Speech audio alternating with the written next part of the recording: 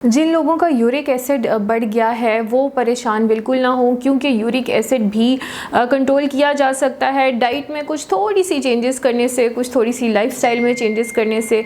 और uric acid control आराम से हो जाने के बाद कोशिश करें कि आप फिर मेंटेनेंस डाइट पे रहें, यानी आप उन चीज़ों का इस्तेमाल बंद कर दें जिनसे यूरिक एसिड बढ़ता है, या कम कर दें, या वीकेंड्स ओनली पे लिमिट कर दें।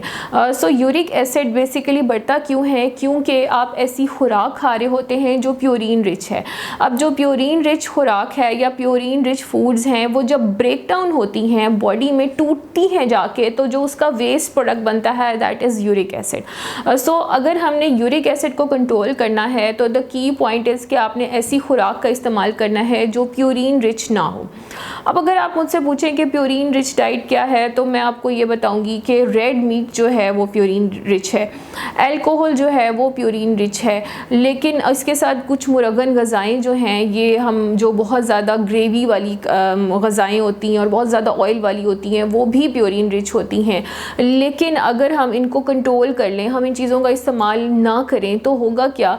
होगा ये कि हमारा यूरिक एसिड नेचुरली कम होना शुरू हो जाएगा। अब हमने करना क्या है? करना ये है कि जो भी आप खा रहे हैं उसकी क्वांटिटी को आपने कंट्रोल पोर्शन में लेना है, ज़्यादा नहीं लेना। दूसरी बात, आपने रेड मीट का इस्तेमाल यानी बड़े गोश्त का इस्तेमाल बिल्कुल बंद कर देना है। अगर आप चाहते हैं कि आप प्रोटीन किसी फॉर्म में लें तो आप लीन प्रोटीन ले सकते हैं, यानी आप ऐसा प्रोटीन लें जो कोलेस्ट्रॉल में कम है। अब लीन प्रोटीन कौन कौन से हैं जो कम है कोलेस्ट्रॉल में? वो आपका चिकन है, उसके अलावा वो आपकी फ़िश है।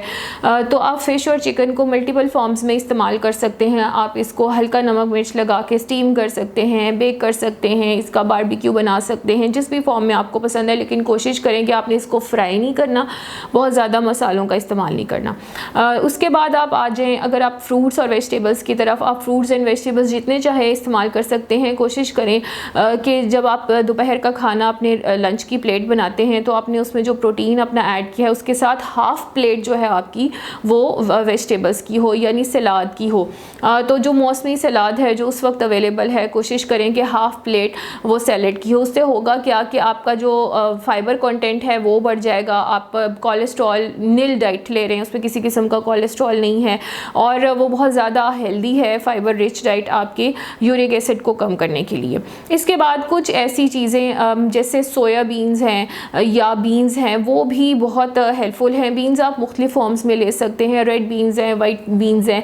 आप इसकी चाट बना सकते हैं, आप इसको ग्रेवी के तौर पे इस्तेमाल कर सकते हैं, लेकिन कोशिश करें कि अगेन इसमें ऑयल कम से कम हो और ग्रेवी भी बहुत कम हो, और हल्के नमक मिर्च और मसालों के साथ अपनी ग़िज़ा को बिल्कुल लाइट और सिंपल कर दें। इसके अलावा विटामिन सी रिच फ्रूट्स जो हैं they are very good for those patients जो अपना यूरिक एसिड कंट्रोल करना चाहते हैं। तो इसमें सिर्फ जो है ऑरेंजेस नहीं आते, इसके अंदर आपकी बेल पेपर भी आ जाती है। सैलड में बेल पेपर का इस्तेमाल किया जा सकता है।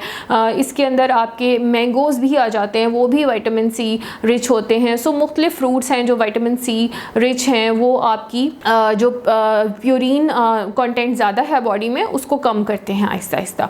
इसके बाद एक बहुत इम्पॉर्टेंट और मज़ेदार फ्रूट है जो मार्केट में आजकल अवेलेबल भी है, वो है चेरीज़।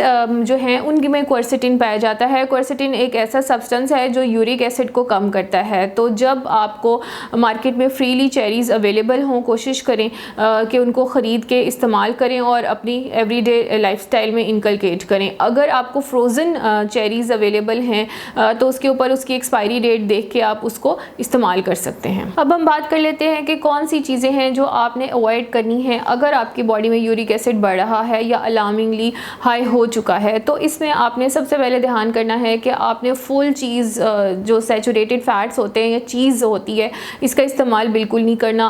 अब अगर आप कहें कि हम चीज़ इस्तेमाल नहीं करते, तो ऐसा नहीं है। हमारी एवरीडे लाइफ में ऐसी बहुत सारे फूड आइटम्स हैं जिनमें चीज़ का बेतहाशा इस्तेमाल होता है। पिज़्ज़ा बहुत आमतौर पे इस्तेमाल किया जाता है। इसके अलावा पास्ताज़ हैं, लज़ानिया है और सारी जो फैंसी फूड्स हैं इस तरह की, इनमें सब में चीज़ का बेतहाशा इस्तेमाल किया जाता है। तो कोशिश करें कि आपने चीज़ और ऐसे तमाम मील्स जिनमें चीज़ का इस्तेमाल किया जाता है वो ना करें। इसके अलावा जो रेड मीट है उसका इस्तेमाल आपने कतई नहीं करना।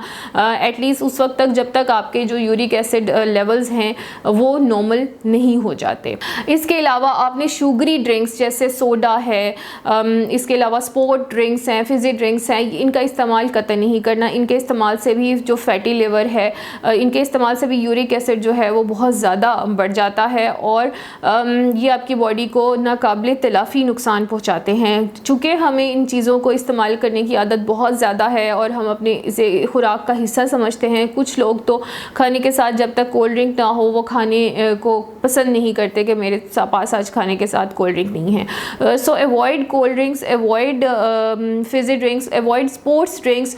बहुत सारे फैंसी नेम्स के साथ स्पोर्ट ड्रिंक्स आती हैं, बच्चे भी उनको बहुत शौक़ से इस्तेमाल करते हैं और वो बहुत ज़्यादा डिफरेंट उनके फ्लेवर्स और टेस्ट होते हैं, लेकिन वो उनका इस्तेमाल जो है वो आपके जिस्म के लिए नाकाबिले तलाफ़ी नुकसान पहुंचाता है। तो अगर आप ये कुछ चीज़ें अवॉइड करना शुरू कर देंगे तो आपका यूरिक एसिड कंटेंट नेचुरली जो है वो थोड़ा सा वक्त गुजरने के साथ साथ बॉडी में लो होना शुरू हो जाएगा। और आपने ज़्यादा से ज़्यादा पानी का इस्तेमाल इसके साथ रखना लाजमी है। और ज़्यादा से ज़्यादा जब आप पानी का इस्तेमाल करते हैं तो आपकी बॉडी वेल हाइड्रेटेड रहती है, आपकी बॉडी से जो वेस्ट प्रोडक्ट्स हैं वो निकलते जाते हैं और इसके साथ साथ आपकी बॉडी जो है वो एक नॉर्मल फंक्शन को बेहतर तरीके से परफॉर्म कर सकती है। ऐसे तमाम लोग जो पानी का इस्तेमाल कम करते हैं उनकी बॉडी डिहाइड्रेटेड रहती है। डिहाइड्रेशन के मोस्टली साइंस उनकी बॉडी में पाए जाते हैं। और इसके साथ साथ पानी एक बहुत इंपॉर्टेंट कंपोनेंट है जो आपकी बॉडी को बॉडी में जब ब्रेक डाउन हो रहा होता है और वेस्ट प्रोडक्ट्स को रिलीज़ करके